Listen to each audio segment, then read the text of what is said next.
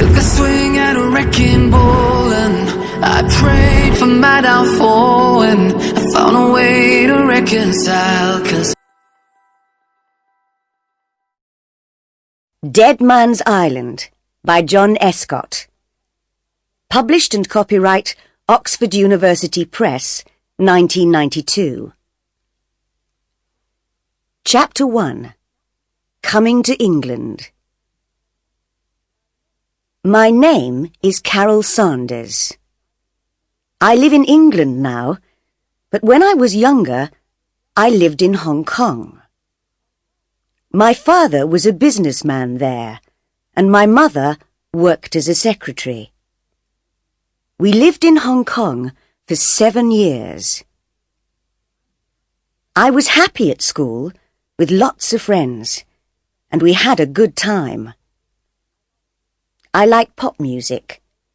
The Rolling Stones, David Bowie, and Jake Rosso were my favourites.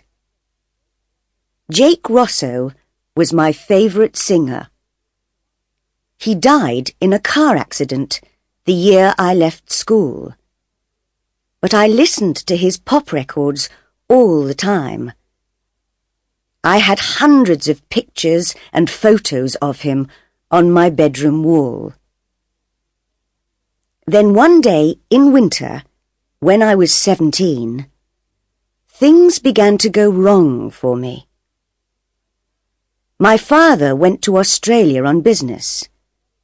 I loved him very much and didn't like him going away. "Come home quickly," I always said to him. He was in Australia for 2 weeks.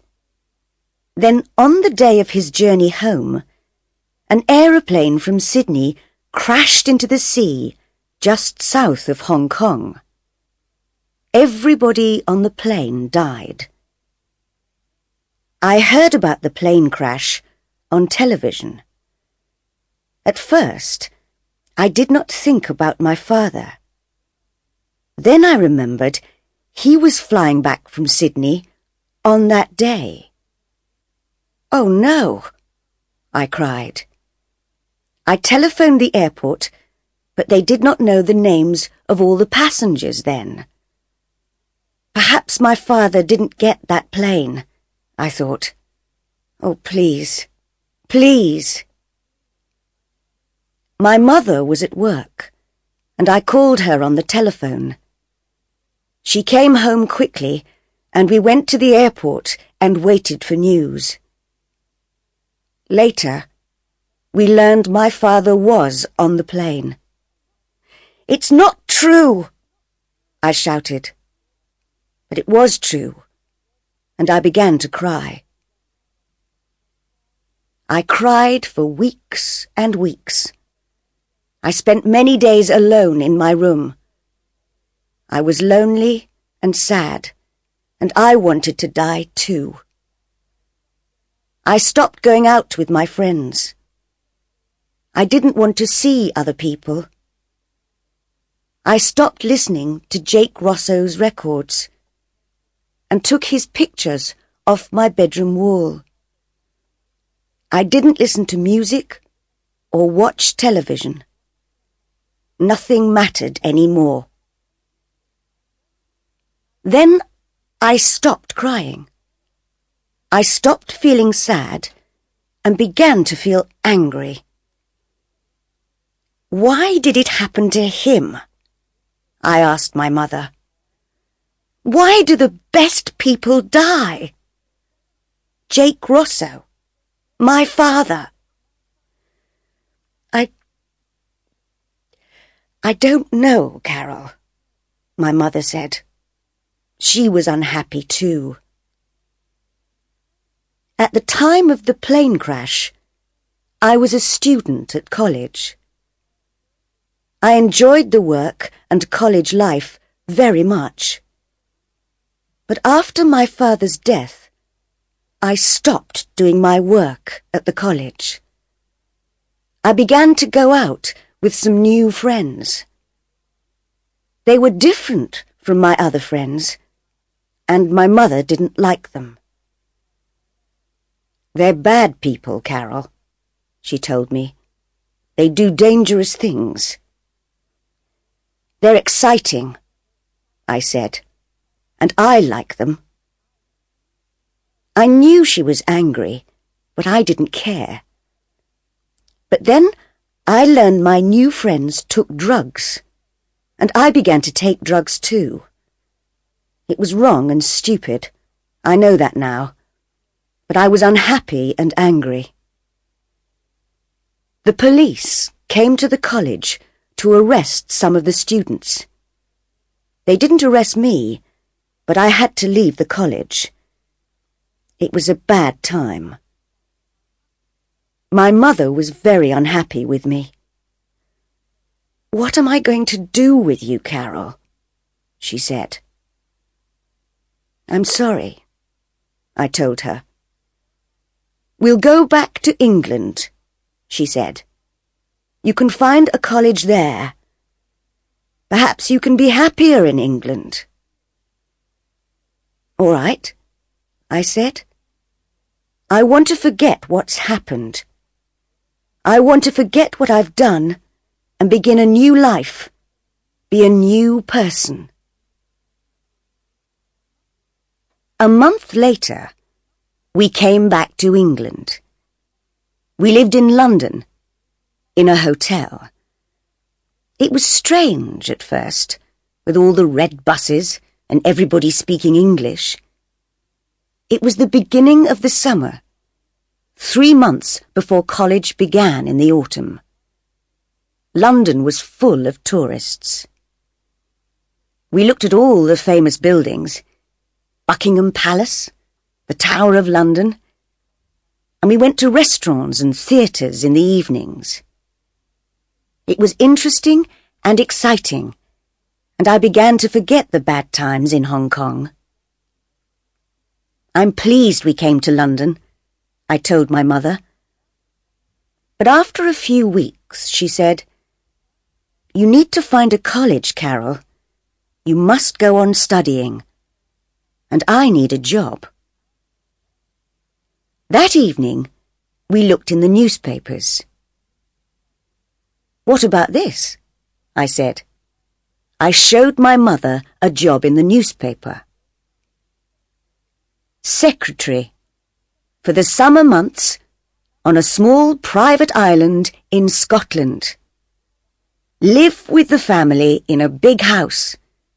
Interesting work and good pay for the right person. Phone Greta Ross, telephone number 071. "Well, that sounds interesting," said my mother. "I'd like to work as a secretary on an island in Scotland. It's a beautiful country, Carol, and you can go to college there in the autumn." "And it's a place to live for the summer," I said. "Hotels are expensive." My mother telephoned Greta Ross. "Come and see me tomorrow," Greta Ross told her. "Come to the Savoy Hotel at 11 o'clock.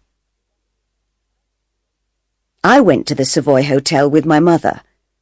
It was big and expensive, bigger than our hotel, and in the centre of London.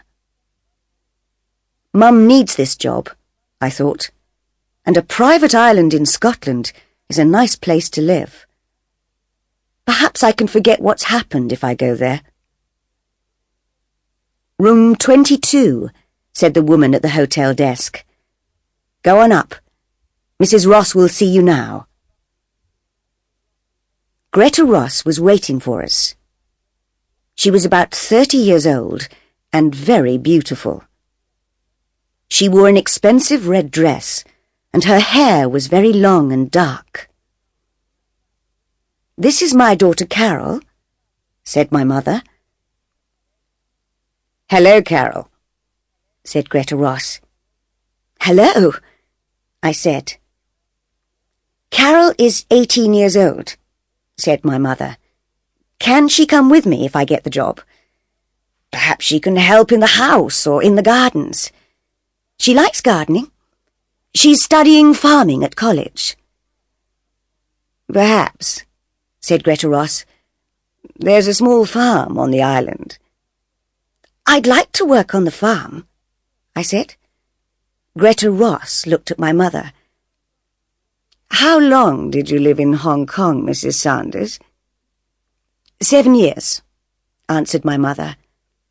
My husband died in a plane crash last year, so we've come back to live in England. Where did you live before Hong Kong? We lived in India for 3 years. Then Greta Ross took my mother into a room and asked her more questions. I waited outside. Greta Ross is nice, I thought. I hope my mother gets the job. Soon after, the door opened and my mother came out. She was smiling. Greta Ross said, Please wait here for a minute, Mrs. Sanders. I want to make a phone call. She went back into the room and closed the door. I was sitting on a chair near the door and I could just hear Greta Ross's voice speaking on the phone. I think I've found someone, she was saying. She has a daughter, but the girl can work in the garden or on the farm. Don't worry. They've been away from England for 10 years. It'll be all right, I tell you. Don't worry. After a few minutes, Greta Ross put down the phone and came out of the room. You've got the job, she told my mother. My mother was pleased. Thank you, she replied. I was pleased too, but now I was worried about that phone call. I didn't understand it. Chapter 2. The Island. We went to Scotland the next day, first by plane, then by train. Greta Ross travelled with us. I looked out of the train window and saw fields and villages and mountains. Mum is right, I thought. Scotland is a very beautiful place. You're going to be my husband's secretary, Greta Ross told my mother. He's a businessman, but he never leaves the island. He does all his work by telephone and letter and computer. He invests money in companies all over the world. Do many people live on the island? I asked. Not many, said Greta Ross. You'll meet them soon. Greta Ross is young, I thought. Is her husband young too? How can a young man buy an island? Is he very rich? After the train, we went on Mr. Ross's boat, which took us out to the island. The boatman was a young man. He had dark hair and was brown from the sun. This is Tony, said Greta Ross. He works for Mr. Ross. Hi, said Tony. Soon we were near the island. I could see the beaches and the cliffs. The boat slowed down. There are dangerous rocks round the island, explained Tony. A lot of them are under the water and you can't see them. I have to be careful. But the rocks keep other boats away, and that pleases Mr. Ross. Why?